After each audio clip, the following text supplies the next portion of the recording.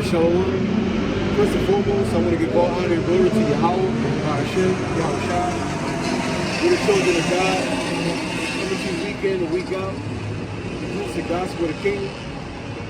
I'm going to start right here. This is Matthew 6 and verse 20. It says, "But lay up for yourself treasures in heaven, where neither moth nor rust does corrupt, and where thieves do not break through nor steal." Matter of fact.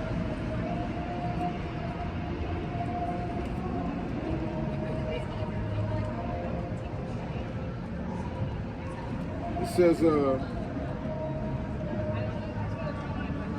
for where your treasure, let's start back at 20.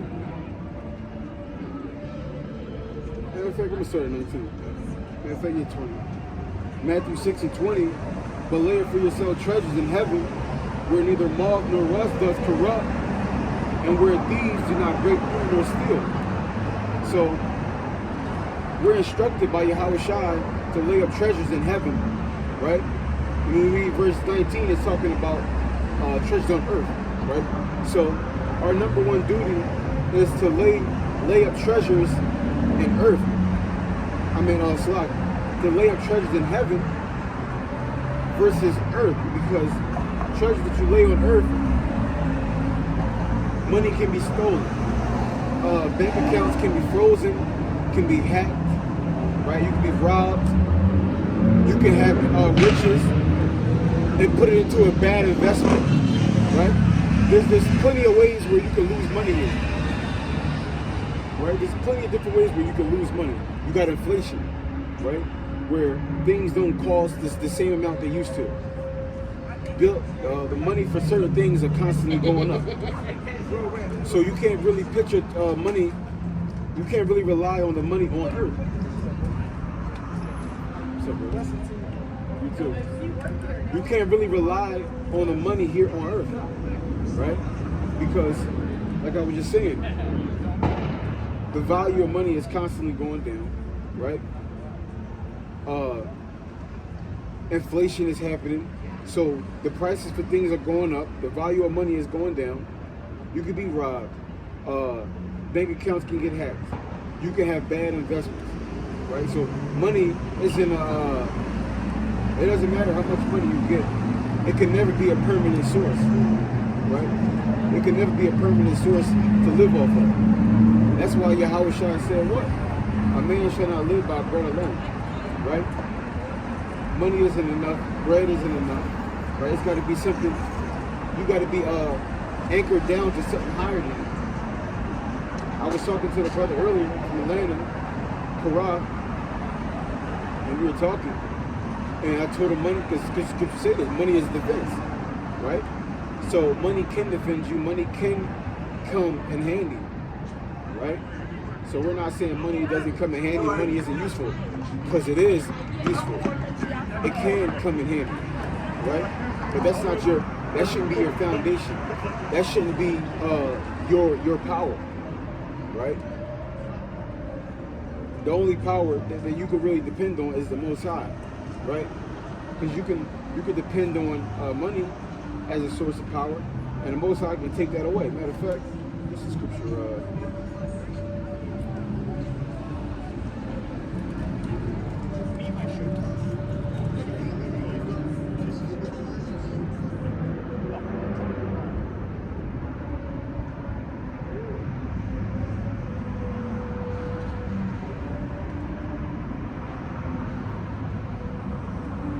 This is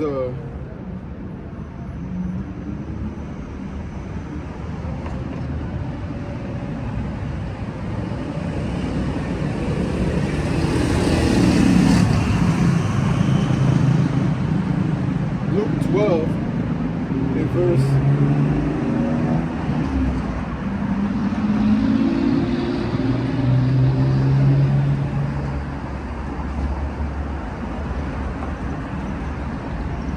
12, verse 18. And he said, "This will I do. I will pull down my barns and build greater, and there will I bestow all my fruits and my goods.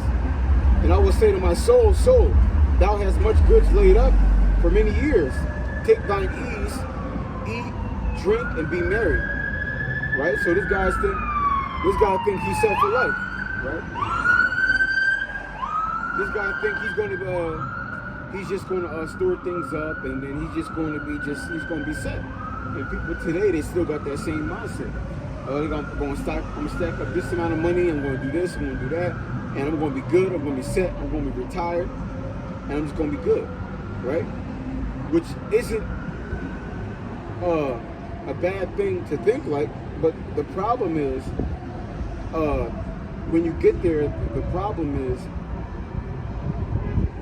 people think, oh, I got there, right? God didn't get me here. I got here on my own, right? I think it said it. And I will say to my soul, thou hast much goods laid up for many years. Take thine ease, eat and drink and be merry.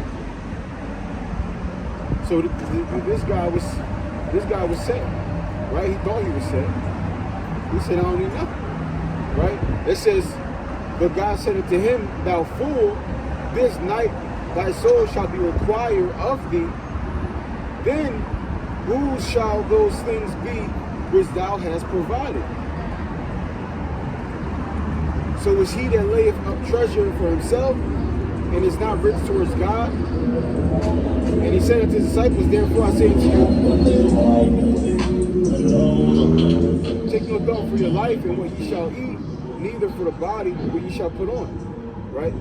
So, and that's the thing, right? You can store things up. You can go ahead and store up all this treasure, save up all this money, right? Make good investments, whatever you want to do, right? So what's going to happen when the Lord comes and take your life, and you haven't been doing anything? Now you stacked up all this physical treasure, right? But you neglected the spiritual treasure, right? You neglected the spiritual treasure. Because people will do anything to get to the top, and they think that don't cost. But that does cost, right? That does cost. Because how we operate, how we move, how we deal with people is the same way the Father's going to deal with us.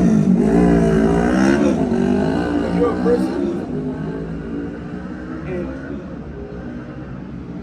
because my wife sent me a video probably a couple days ago, right?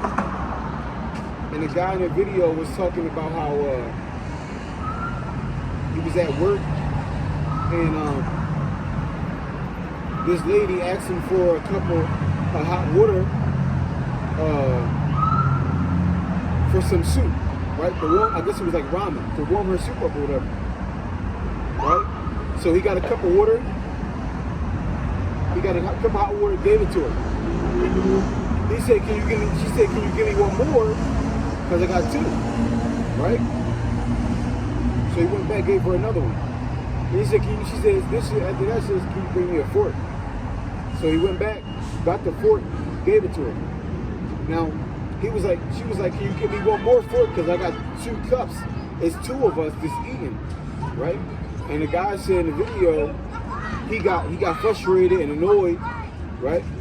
Now, and what he said in the video was that the Lord, he'll put you through various tests, which this is true. He'll put you through various tests just to see if you're going to keep that same energy, right? He's going to see if you're going to be down with him in all different kind of scenarios. And to get a little bit more background on that story, as the guy is helping her out, he has a line at his job where people's waiting to get served, right? So as she's asking to go back and forth, right, he got a line of people waiting for him. So, but the point on that is, the Lord is going to come to you in various ways, in various situations, to test your temperature, to see what time you're on, right? Like for an example.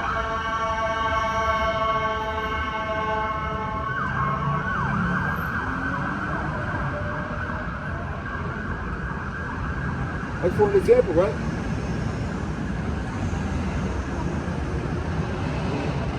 And this is what Satan does. This is what Satan does, right?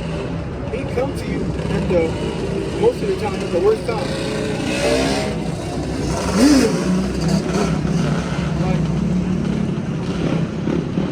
Imagine if a person, you're walking down the block, a person accidentally bumps your shoulder.